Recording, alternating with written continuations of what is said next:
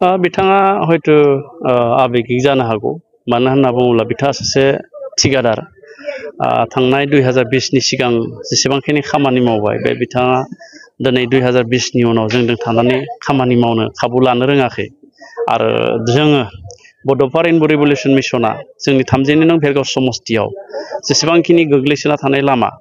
भारत उदांस्रि जानायनि 78 बोसोरनि उनावबो गोबां लामाया जायाखै बे लामाफोरखौ बानायनो थाखाय जोङो भारतनि गुबुन गुबुन जौगासार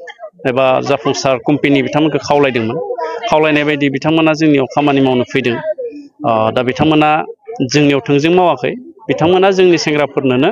खामानिखौ राननानै होदों दा बेबायदियै जोंनि सेंग्राफ्रा खामानि मोनदों रांखान्थि एसे खामायनो हादों दा बेखौनो बिथाङा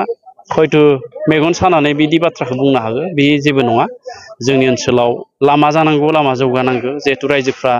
हाब्रु दैब्रु हाद्रि हालाजों थाबायनांगौ जानानै दङ दिनैसिमबो दा बेखौनो आङो बोरै हागोन फोसाबनो बोरै हायो बानायनो बेबायदि मोनसे थांखि लानानै जोंनि समस्तियाव 250 किल'मिटार फ्राम जों लामाखौ खोनो थाखाय आखायाव लादों बेखौ सोरबा गाज्रि मोनब्लाबो दिनै रायजोफ्रा गासिबो गोजोनदों मानो होनना बुङोब्ला जोनोम बेफोरबायदि लामाया जायाखैमोन दा बेफोरबायदि लामा जानायाव रायजोफ्रा जोबोद गोजोनदों बे खामानिखौ सोर मोनदों सोर मोनाखै बेजों नोजोर गैया नाथाय जोंनि ओनसोलनि लाइमोनफ्रानो बे खामानियाव इनभल्भ जानानै दङ दा बेखायनो सोरबाया बिदि बुंदोंब्लाबो बियो जेबो बेसेन गैया।